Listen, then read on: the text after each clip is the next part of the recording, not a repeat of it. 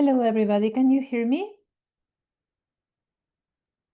Can indeed. Thank you.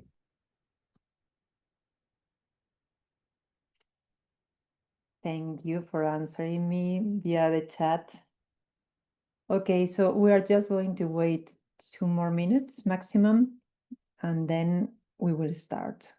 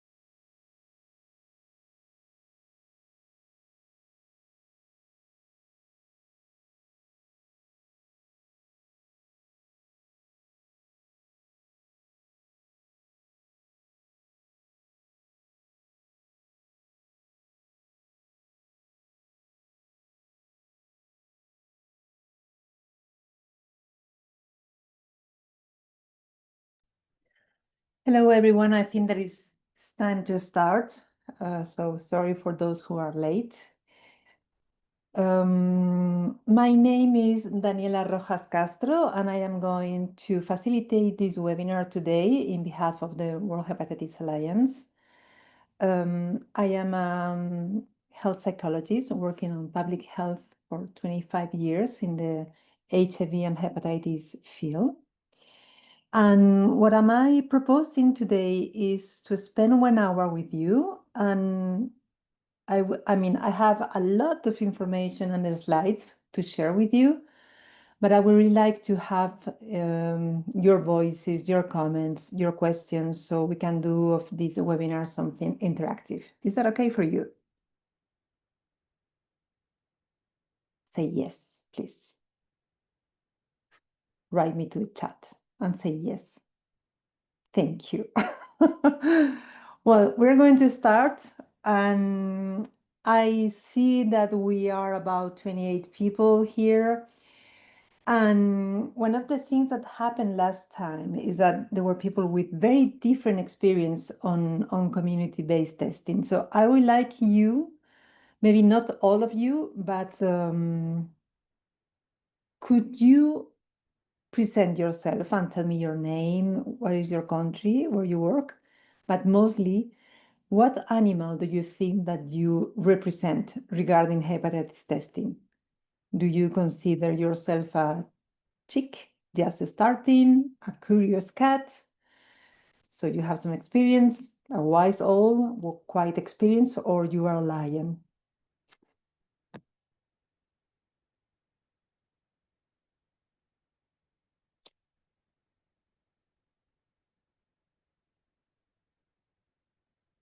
A chick. I see that Genevieve is saying. Any other animals? Oh, we have a wise owl. Well, Mariam, I count on you to help me with this. We have another chick. Do we have a lion?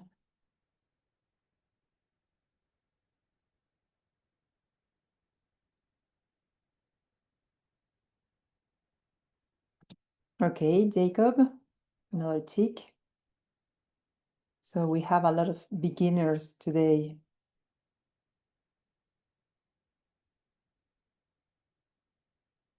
Wise owl. Thank you, Richard. Thank you, Matthias. Okay, so it seems that the population is divided between chicks and wise olds. Okay, well, if there is any other animal who wants to present itself, you're welcome. Hello, Fatou. I would like to introduce this workshop explaining why we wanted to present and to spend some time with you in order to speak about of community-based testing. First of all, because we are in the hepatitis testing week, and we traditionally do these kind of webinars in order to increase awareness and knowledge and skills on community-based testing, because there is an urgent need to increase hepatitis testing and diagnosis. Remember that WHO had set this 2030 as a goal, a time goal, in order to have a reduction on incidence of 90%. And because it's very important for us to focus on supporting civil society organizations in order to contribute to elimination. So what we are going to speak today is about how to implement community-based testing effectively, to understand different types of hepatitis tests and when we should use them, to gain awareness on the cost associated with hepatitis testing, to develop some practical skills, and to recognize something that sometimes we fail to do correctly, or to do just to do it in the NGO setting, that is the monitoring and evaluation of testing programs. So this is a global question. Could you please, can some of you tell me why is testing important for you and why it's important in your community?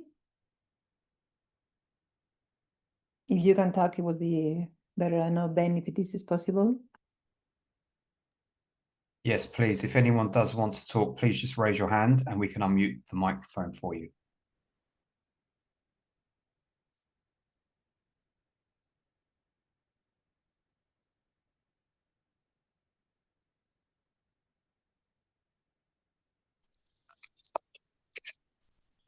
Hello, everyone. Good afternoon or good evening from Ghana. Yes, my name is Richard with the Hepatitis Foundation of Ghana. For us, testing is very important to us in our communities because it helps us to identify those who would need treatment early, so that it saves time and then cuts costs. Thank you. Thank you very much, Richard. Any other volunteer? Hello, Yes? hello everyone. Hello everyone. Go ahead. I'm Matthias from Tanzania. Basically, I'm a researcher working in academic medical universities, but also NGO, focusing on hepatitis.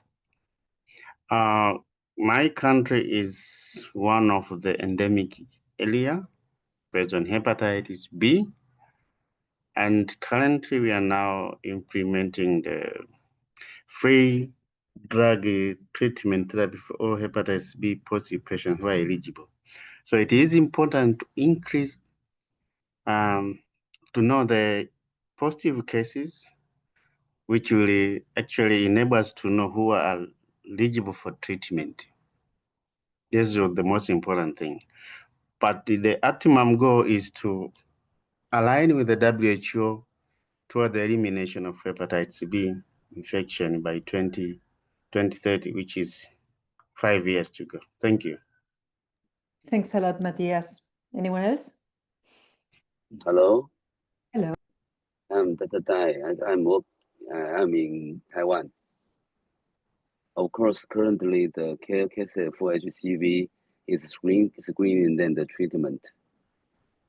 All the treatment is quite good in Taiwan because our national health insurance have the reimbursement of the cost of the medication.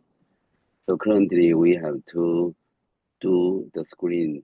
That is the last mile because our government want to eliminate hepatitis C by the end of this year, 2025. And also, I think in some community, the screening is very, very important since they are hyper-endemic. For example, some villages maybe have more than 10% of the anti-HCV positive rate in maybe in a country or area. So I think the screen, particularly in the hyper-endemic area, is quite important and will be cost-effective for all the management of hepatitis C. Thank you. Thanks a lot to you. If there is someone else, it's time to speak. If not, we are going to move forward. Hello, my name is Okay. Chester Chimanda, and I'm from Zambia. I'm the director for the Youth Movement for HIV/TB Social Advocacy in Zambia. And one of the key things why hepatitis testing is very important and very crucial to our communities, because it helps in terms of preventing transmission and also early detection, and so that at least hepatitis can be managed, and also help in terms of in making sure that the medication is effective. Once someone is diagnosed early, that person is put in treatment so that at least that person can be able to manage hepatitis. Thank you very much. Thanks to you, Chester. Well, you have more or less told all the reasons why it's so important to promote hepatitis testing. I am sharing here some figures, like for example, the fact that 304 million people are living with HBV and HCV in the world, that there is 1.3 million of people dying every year. Now we have a lot of people that are asymptomatic until advanced stage. So all that was said regarding prevention of transmission is not possible if we have not tested these people. And only less of 40% of people living with an hepatitis is diagnosed globally. So as you can see, there is still a lot of work to do around the world. And what we need is to promote the prevention of hepatitis, the early detection and the management, between other reasons, because there is a huge impact of undiagnosed hepatitis on public health. What we are saying here is that if we are not testing, there is no way these people could access to treatment or cure. There will be still ongoing transmission. We are going to find a lot of cases with late stage diagnosis, and we will never reach this 2030 elimination goal. But I would insist anyway in the fact that this is going to have a huge impact on the lives of people that are living with hepatitis and producing is going to prevent the fact of working on prevention. So another thing that is pretty important when we are speaking about community-based testing,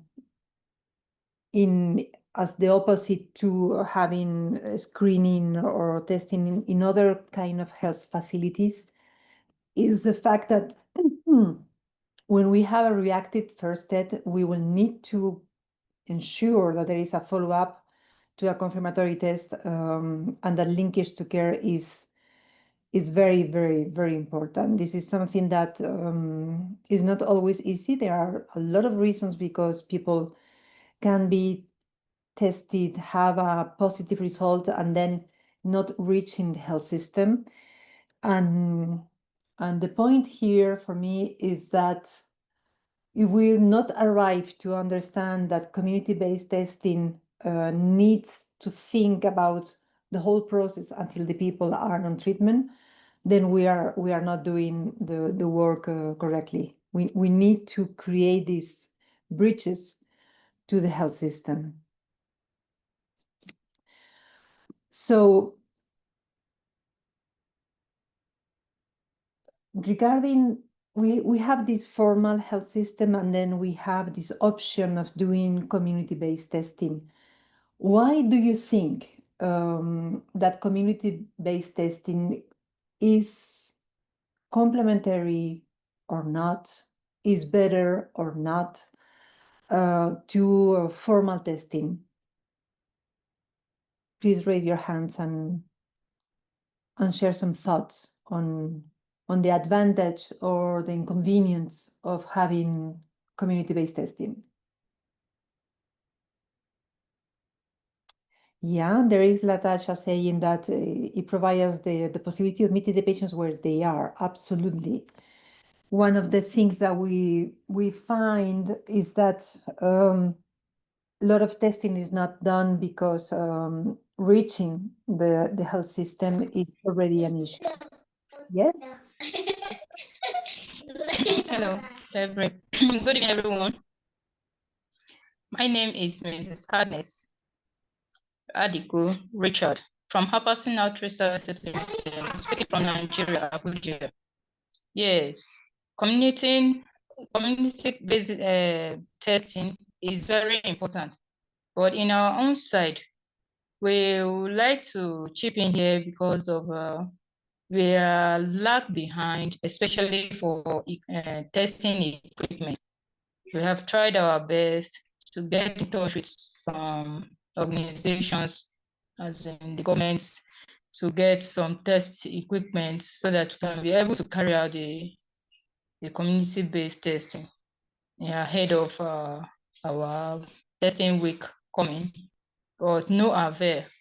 So we are soliciting if there is any support that we can get so that we'll be able to carry out this, because that is our duty, advocating this hepatitis, especially in this country, our country, Nigeria. Hepatitis is very deadly and is killing none and day.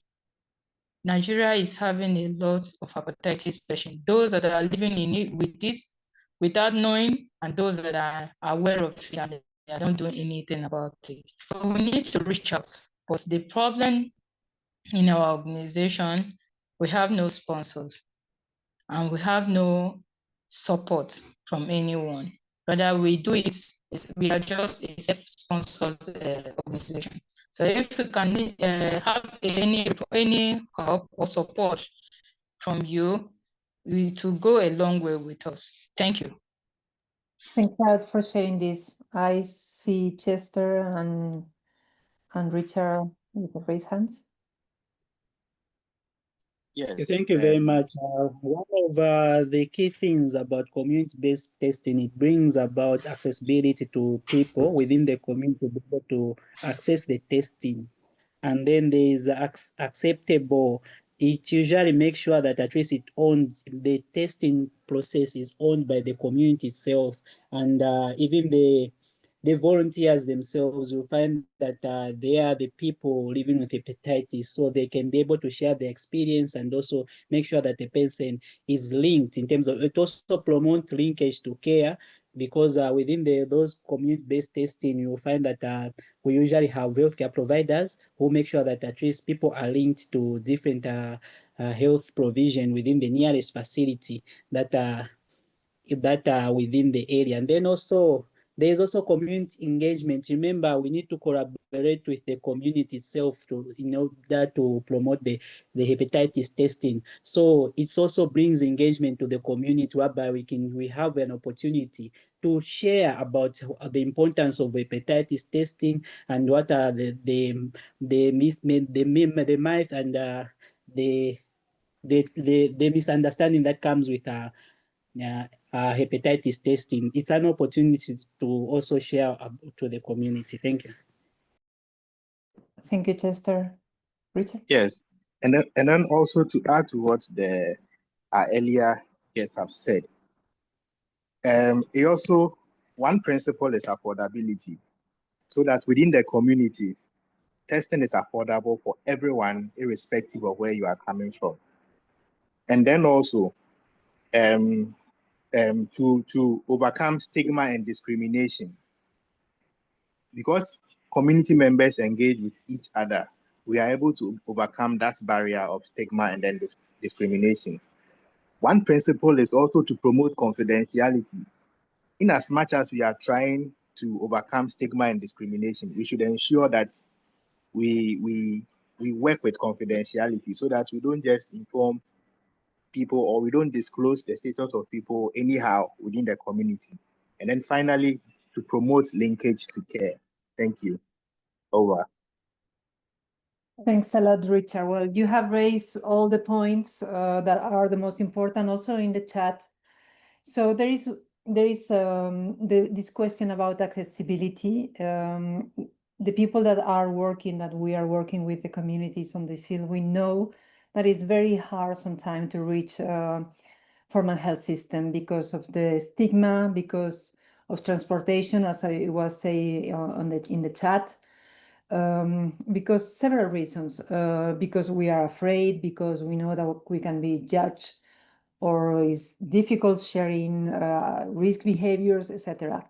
So community-based testing is going to offer this cultural sensitivity. We are going to have peers that are going to have a different look at our behaviors, our needs, and are going to be able to provide messages that are adapted to the people. And it's a way of, and we need that communities engage in these testing efforts. So it's also a way of mobilizing, of creating a culture of community-based response to hepatitis. And as you would say, it needs to be free, it needs to be anonymous, or at least confidential. If not, we are not going to reach the objective. But I insist, and someone told this, about the linkage to care. This is really something very important. I was working on HIV in another project about community-based testing, and we could see to what extent, for example, you can have very good indicators and very good activities on testing, but then every different structure that is doing community-based testing interprets linkage to care in a different manner. And when this happens, then we lose the people. We don't know what happened with them sometimes. So there are some structures that are going to do the follow-up until the first or second or third appointment at the hospital, but others is just saying, well, you need to go to this place. And this is something that we need to work in a conjoined way. So when we are speaking about community-based testing, we are talking about implementing a service where we need to do community testing sessions. We need to think and identify what are going to be the best locations for finding the people that needs to be tested. It's about finding the resources, human resources and economical resources. And there is a lot sometimes of logistical needs, depending on the way in which place we are based or where we are working. We have also a huge need of training and finding the correct facilitators, healthcare workers, or community leaders, because this is about collaboration within community settings, but also with the healthcare system. So we need to have these people knowing how to speak to different stakeholders, institutions, etc. Then there is a need of practice delivering test results in a way that is showing empathy and knowing how to handle a positive result, but also a negative result, and how you are going to build trust relationship with people, so you are sure that if they are risk in the future, they will come back. Then there is the advocacy that was also named by a few of you. We need to create these messages, so we are going to support and to increase awareness on hepatitis testing. And we need to, of course, address emotional responses to testing and find strategies for fighting stigma, which is one of the main barriers for having a test or a treatment. As you know better than me, there are different types of tests. And I don't know if I can see the hands, but how many people among you have worked with rapid test? I don't know if we can do,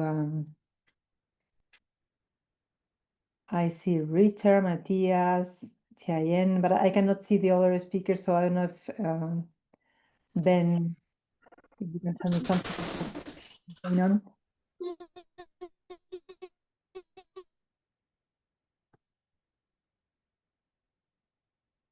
You can also write on the chat about if you have experience or not with rapid test.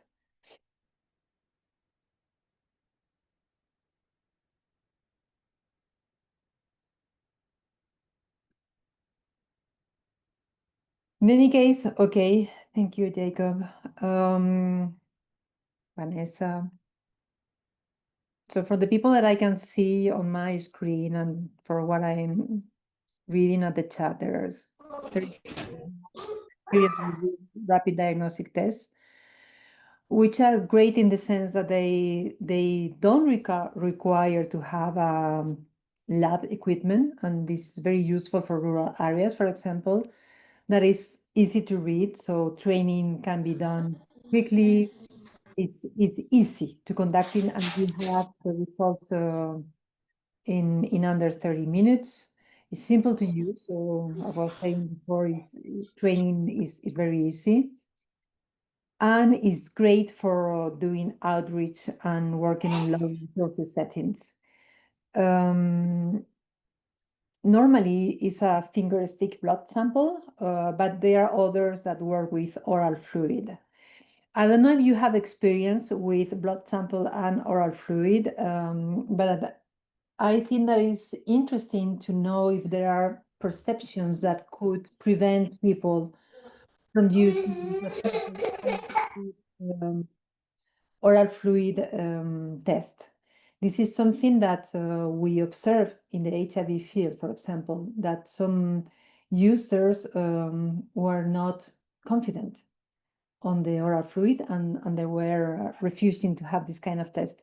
So when you are choosing what kind of test you want to use, this is something that you need to investigate.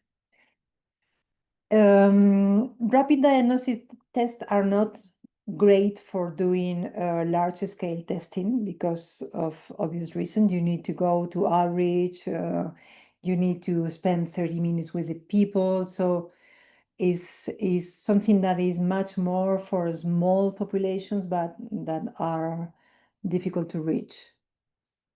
In summary, we have all these conditions on the rapid test that presume how we can use it. And then we have laboratory-based immunoassays. These are showing high accuracy. They are very good sensitivity and specificity, but they are cost-effective for large volumes. But we need to have a lab where we are going to have at least 40 samples per day to have an efficient processing. It requires electricity, cold storage, climate control, trained laboratory staff. So this is going to determine where we are going to find or where is suitable to use it. Normally it's done with serum or plasma, so blood must be centrifuged before testing. So this kind of test is not so suitable for community or outreach settings. And I don't know if you have an opinion or something to say about these two kind of tests, or if you had experience with both, or I don't know if there is any comment. Please write it on the chat. In any case, what we can say is that there are two ways of thinking about how we are going to propose a test. For one point, we can consider the point of care testing. So it's about performing testing directly when the patient is going to receive care. So these are much more centers where we are going to have the result, and then we can engage directly to treatment. So This is a way of following this test and treat philosophy that is so necessary. Then there is the reflex testing. This is much more about speeding up diagnosis, but also about improving linkage to care and helping patients to start treatment sooner. But it's not a test and treat directly. So we see that there are different kind of tests. We have different kind of approaches. How we are going to decide or select what we want to choose. What we can say is that when it comes to diagnosis tests for Hep B or C, we need to consider if they are affordable, if they are practical, and the good quality of the test. We also need to be sure that they have a good sensitivity and specificity to ensure against an unacceptable number of false positive or negatives. Can any one of you explain what is sensitivity? I see that we have a few doctors here. Can you kindly explain what is sensitivity? A volunteer, Matthias?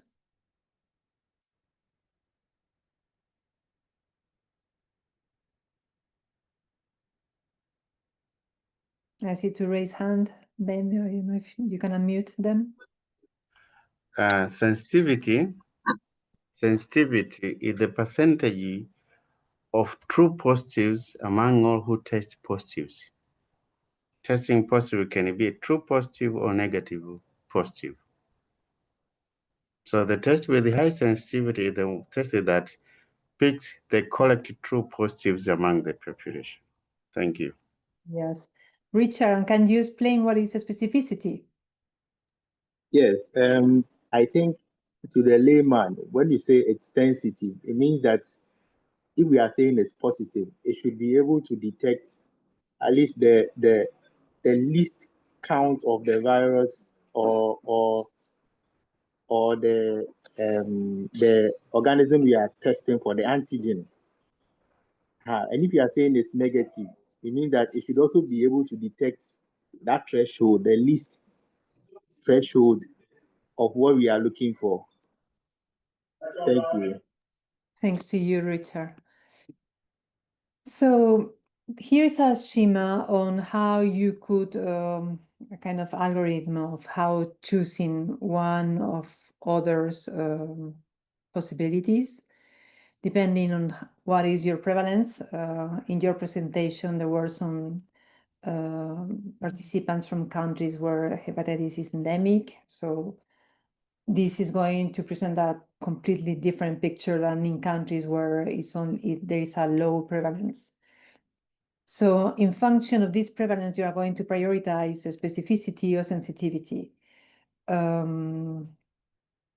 So if you have, for example, a low prevalence, you need to avoid false positive because they are going to create unnecessary anxiety, and confirmation will be essential.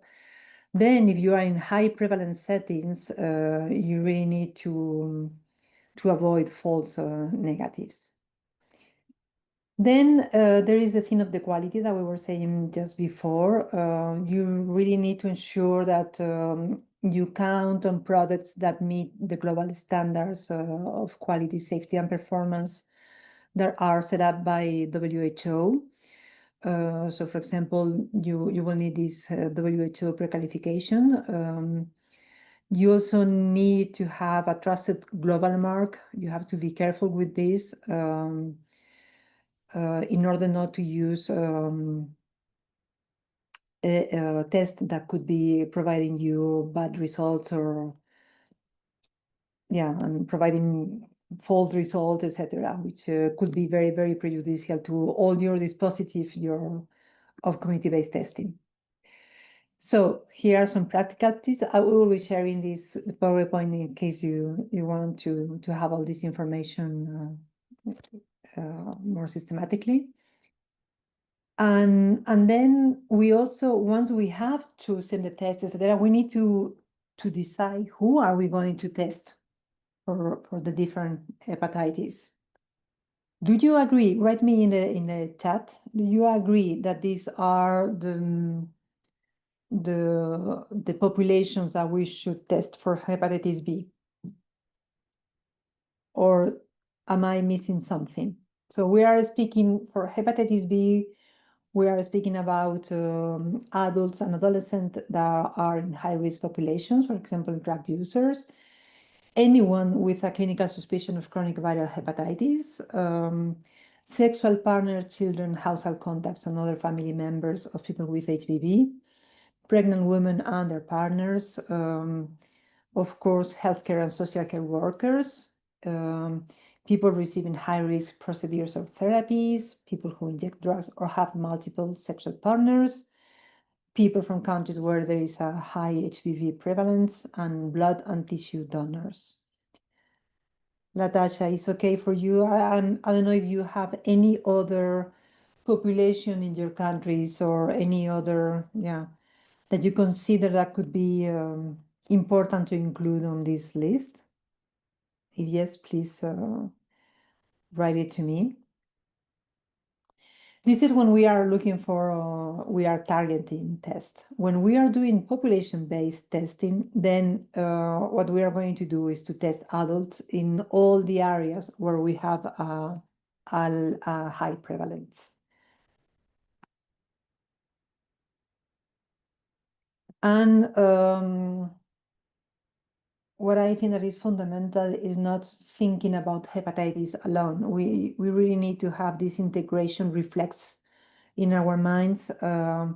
So we are going to test, if we are testing hepatitis for any of these reasons, mainly for the key populations, then we need to combine with HIV and, for example, with syphilis testing services. Regarding hepatitis C, so here's a comment of Matthias. Okay.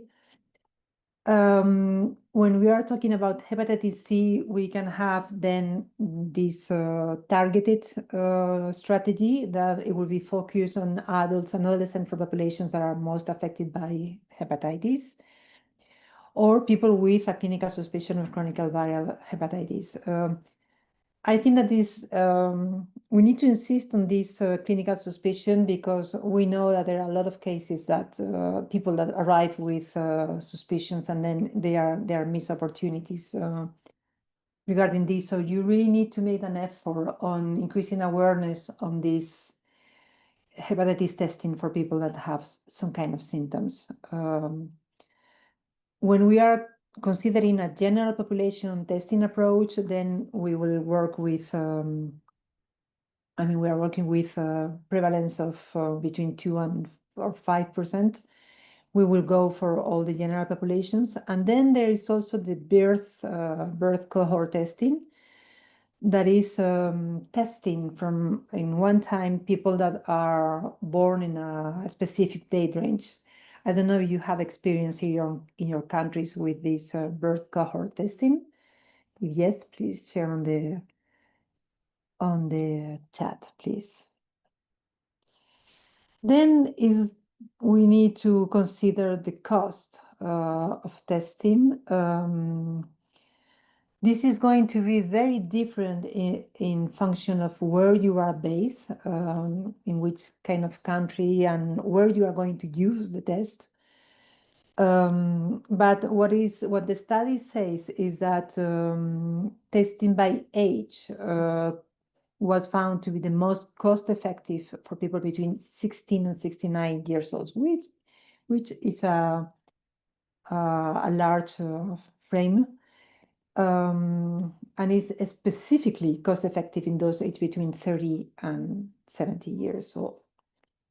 There you have the percentage of cost-effectiveness, and if you have to translate this in money, what you can say that that every dollar that you are investing in testing is going to save on between $3 and $5 in treatment.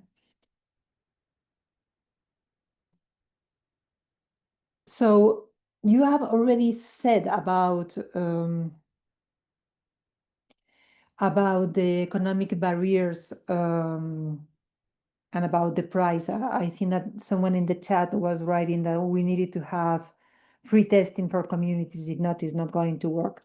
I don't know if you have any comment. Thank you, Latasha. Have you, is any one of you obliged or needs to ask for money for doing community-based testing? Is this something that is happening to someone among the attendees?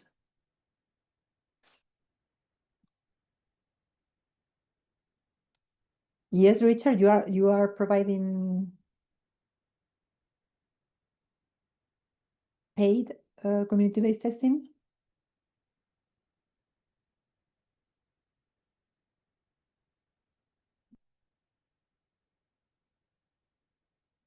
Okay, so it seems that no, which is good news. So we're going now to move to another aspect, much more regarding hello, all right. Thank you, Chia. And so that means that people that are younger need to pay? I guess so.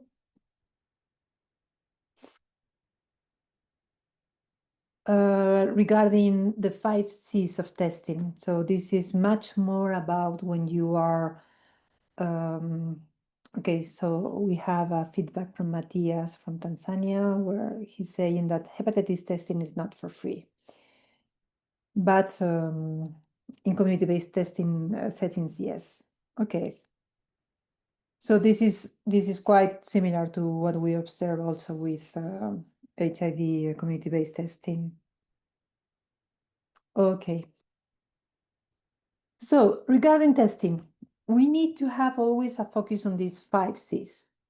We need to have a consent. This can be oral or written, but you need to provide information so the people that are accepting to get a test know what are the implications of having a positive or a negative result. You need to assure confidentiality. Given the stigma that is around hepatitis, this is very, very important. It's not so much about anonymity, but about confidentiality.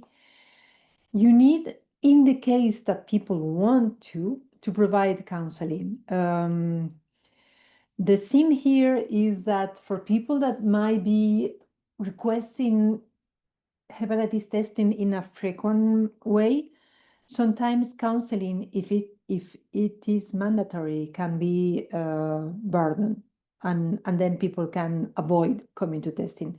So you really need to adjust this counseling to the needs of the people who are coming to get tested. Is not always a good thing per se.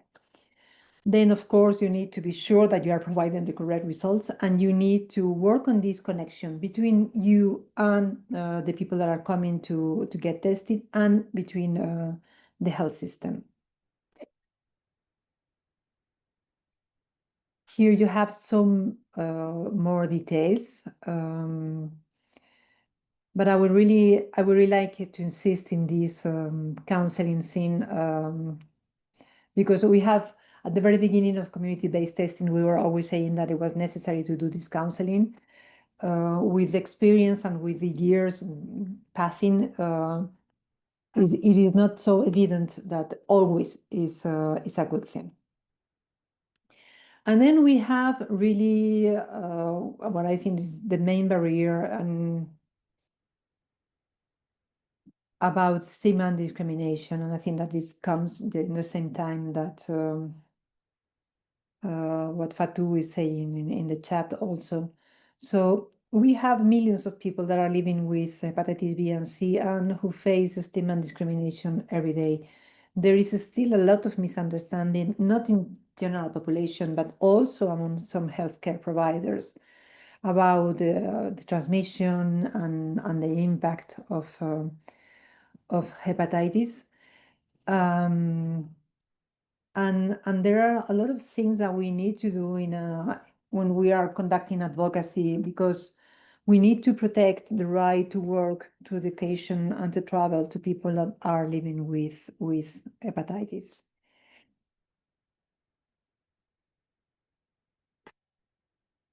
So I don't know if any one of you will be willing to share an experience of a stigma situation among the people that you are receiving in your organizations. Is there any a volunteer?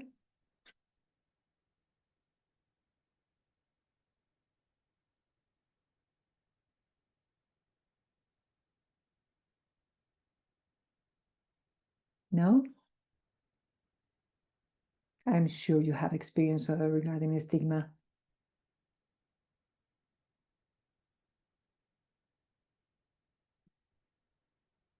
Fatou, why don't you share?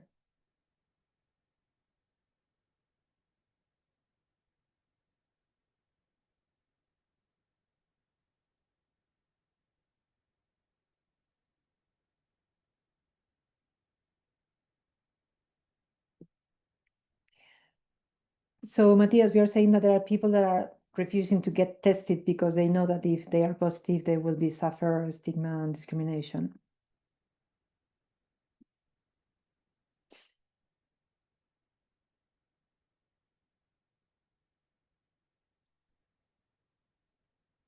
Okay, so we're going to move forward. As I say at the very beginning of the webinar, one of the most important thing is monitoring our activity and the kind of testing that we are doing. This is particularly important for community-based testing. So I guess you have all heard about this community-led monitoring. Do you have some answers to provide me for question 1 and or question 2? So what do you think community-led monitoring means in the context of hepatitis testing? And how do you see the connection between community-led monitoring and improving hepatitis testing services?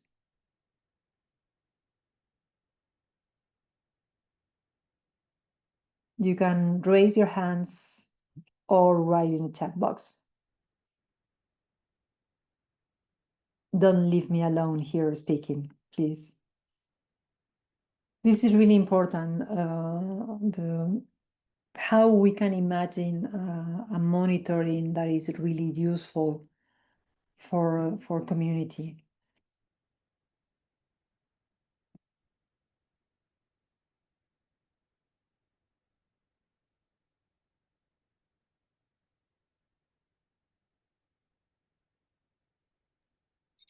Richard?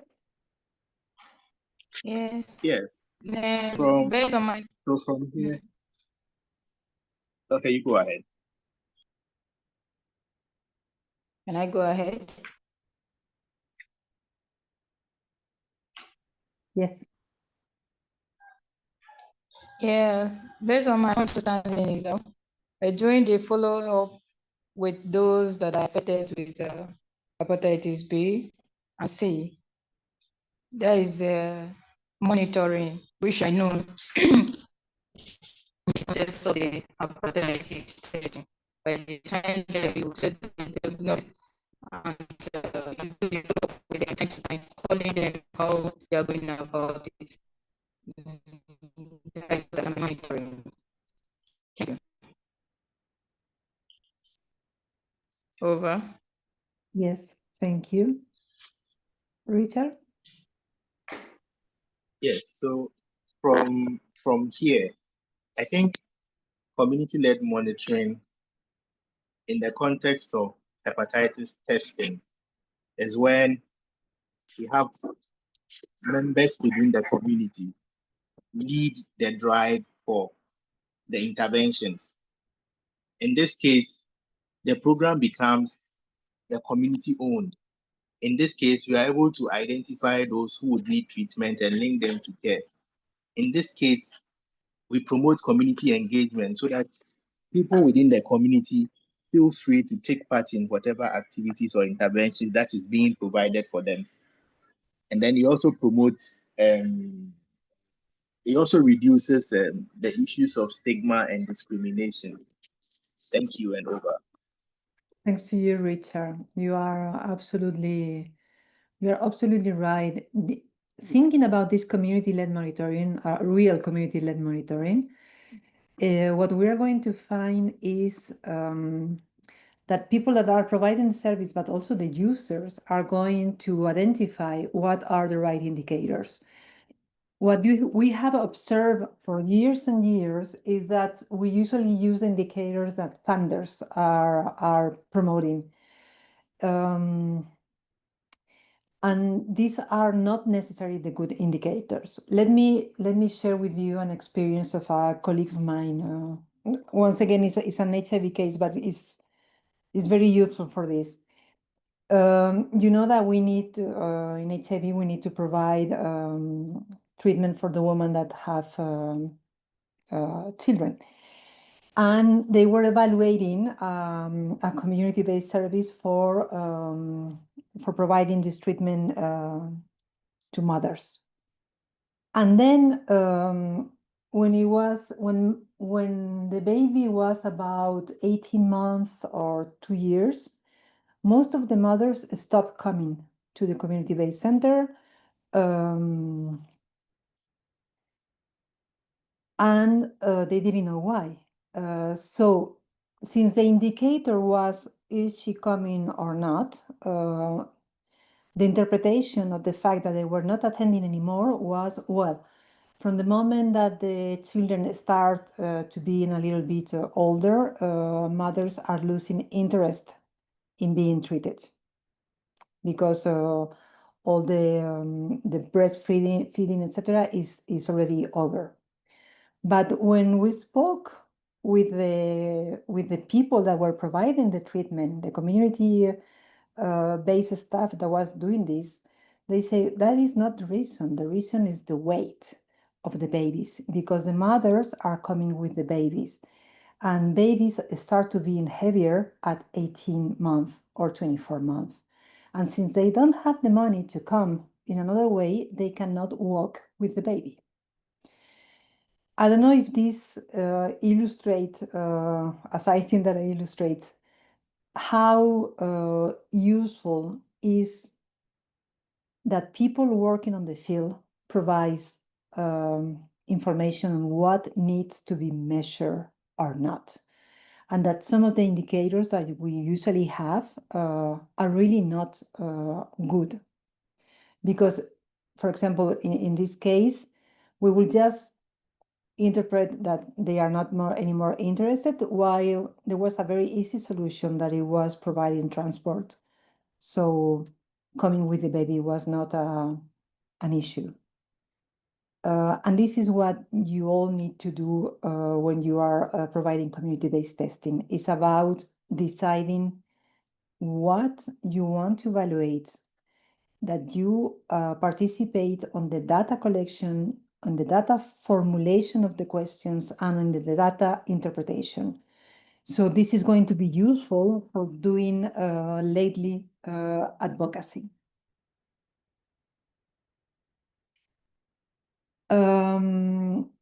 In any case, there are some dimensions that we need to evaluate.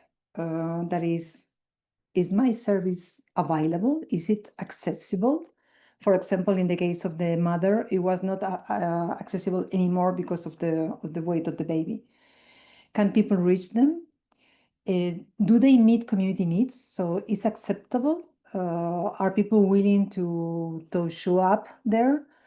Or maybe not because of fear of stigma and discrimination. So, for example, we know that in some cases, community-based services sometimes can be avoided by people who don't want to be identified by other community members. So you need to investigate and to know what your population needs. Then there is the equity. So is everyone served fairly? And then quality. Are your service effective? Are you finding positive cases? Because if you are not finding enough positive cases, then you need to reevaluate your strategy for finding the people. And this is very important if regarding funding in the future. Why this monitoring and evaluation is also so important? Because sometimes it's going to allow you to identify the barriers to services. Because sometimes the information you will have is going to complement national monitoring system, and sometimes you are the only one, the only data collector on these issues. And because with the information that you are going to collect, you will have ideas on how to improve the access, the quality, and the acceptability of your services. Because we are not perfect. Even if we think that we are doing the best thing for the community, we need to constantly come to them and be sure that this is what they need, not what you think that they need. So we are arriving to the end of the webinar. We still have 2 minutes to go. We will be really, really happy if you can fill in this survey that Justin is also sharing on the chat. And it's been great to have this time with you all. And we will be sharing the PowerPoint, of course. And if you need anything, don't hesitate to contact us.